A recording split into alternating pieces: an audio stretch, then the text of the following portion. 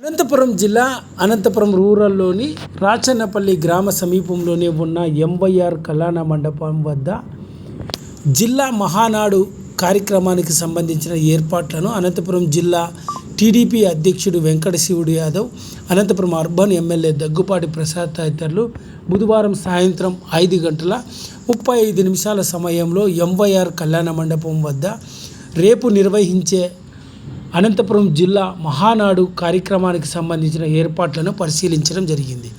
ఈ సందర్భంగా అనంతపురం జిల్లా టీడీపీ అధ్యక్షుడు వెంకట శివుడు యాదవ్, అర్బన్ ఎమ్మెల్యే దగ్గుపాటి ప్రసాద్ తదితరులు మీడియాతో మాట్లాడుతూ, మే 22న ఎంవైఆర్ కళ్యాణ మండపం నందు అనంతపురం జిల్లా టీడీపీ మహానాడు కార్యక్రమాన్ని నిర్వహించబోతున్నామని,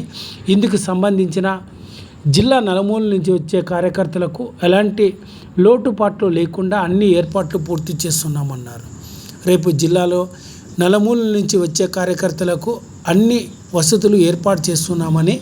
అందుకు సంబంధించిన ఏర్పాట్లన్నింటినీ కూడా పరిశీలించడం జరిగిందని అనంతపురం జిల్లా టీడీపీ అధ్యక్షుడు